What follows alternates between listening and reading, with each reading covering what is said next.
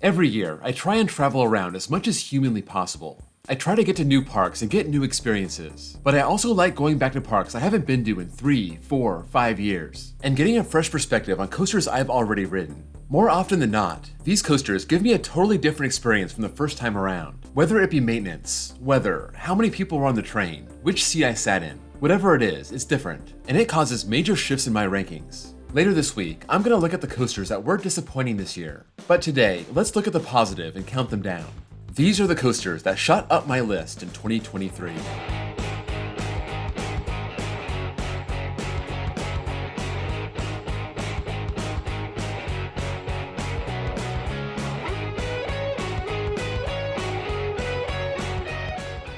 This was gonna be a top 10, but I found 11 coasters that fit the bill, so it's a top 11. Let's get this started. Number 11, Twisted Cyclone at Six Flags Over Georgia. I had always been a fan of Twisted Cyclone, believing it's a short ride, but does a really good job packing a punch. In 2022, I rode shortly after opening, and it lost all its bite.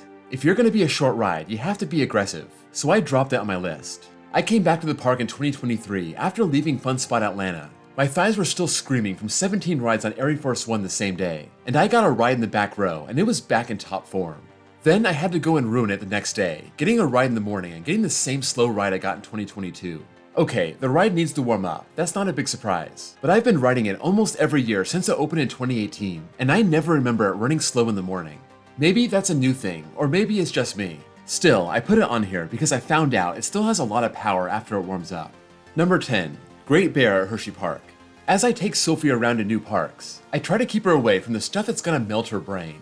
I let her ride Patriot at Worlds of Fun as her first B&M invert. That one's not very intense and it's insanely smooth. There aren't many inverts I would let her ride, but when we got to Hershey Park, I thought Great Bear would be okay. It has a really cool unique layout, but it's not that intense, or so I thought. Maybe I was caught off guard because it was dark and it just seemed faster and more intense than normal, but it seemed like it was trying to rip my face off this year. Not exactly what I was looking for when I let Sophie ride it, but from an enthusiast standpoint, it was a pleasant surprise. Number 9, Ninja at Six Flags St. Louis. Coming into this year, I had only ridden this once, and it was not something I wanted any part of ever again. This is an Aero Vekoma hybrid. I prefer to call it Frankenstein, a relocated mishmash of steel that rode like crap. The Sidewinder was the worst part. Sure, you get a head chopper with a lift chain, but it almost broke my back. Being a coaster enthusiast, and not an especially smart one, I want to get back on rides to get a new, fresh experience. It had been 5 years, so I figured, why not? Let's do it. To my surprise, it wasn't bad this time. I wouldn't call it smooth. I still wouldn't let Sophie anywhere near it. But a lot of people told me Ninja was better now, and they're right. You can ride this without fear of being airlifted to the hospital.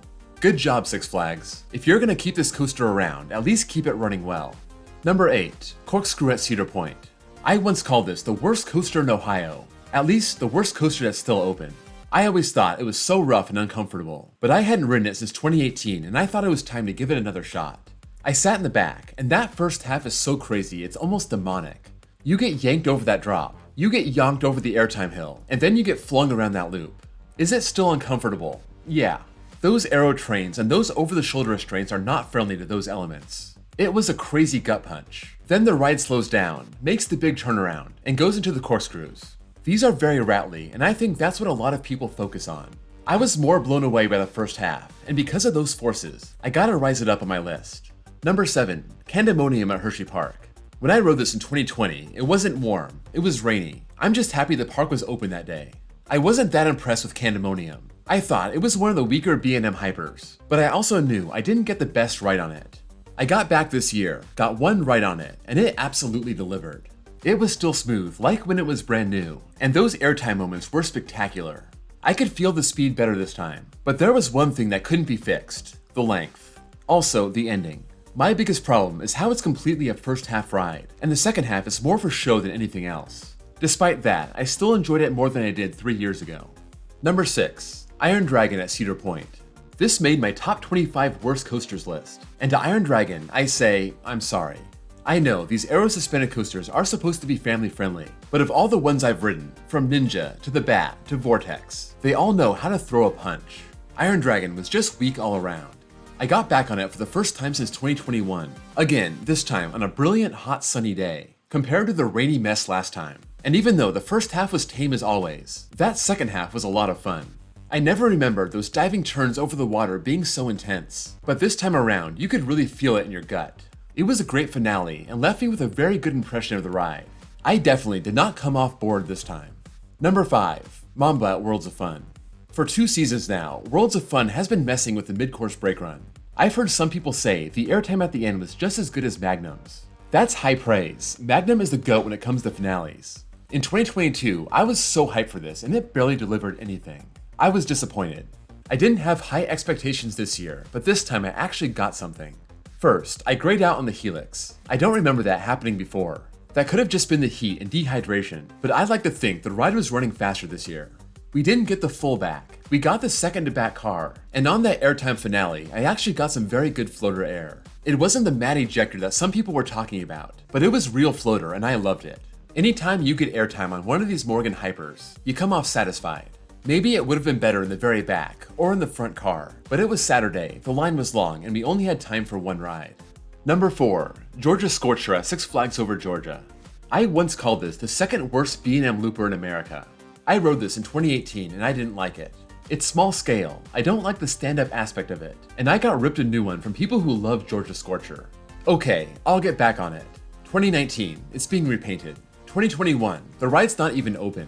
2022, I'm with Sophie and we only had time to ride a couple things. Scorcher missed the cut.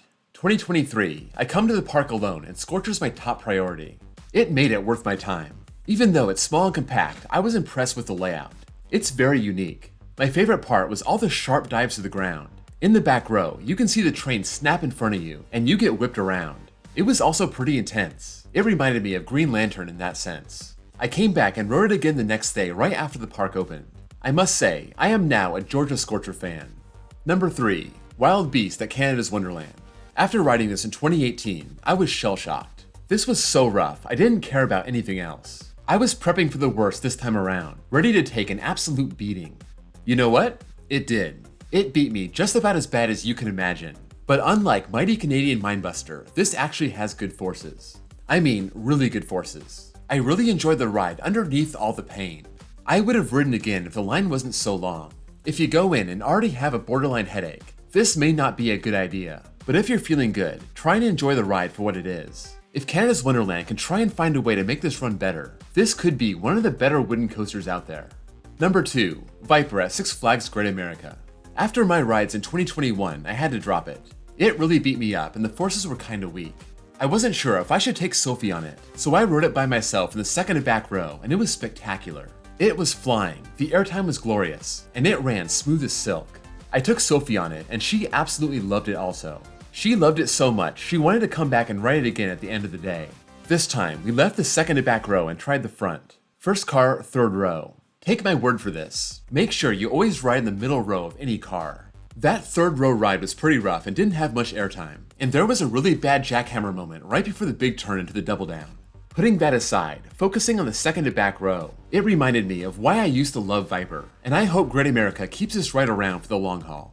Number 1, Great American Scream Machine at Six Flags Over Georgia. I rode this once in 2018 and it was so rough it almost made me throw up. I rode it again in 2019 and it was pretty much the same story. Internal bleeding, organ failure, the whole 9 yards. I deem this the second roughest coaster I've ever ridden, this only taking a back seat to Blue Streak at Conneaut Lake Park. I hadn't ridden it in 4 years, so I came back for the ride's 50th anniversary, and lo and behold, they fixed it.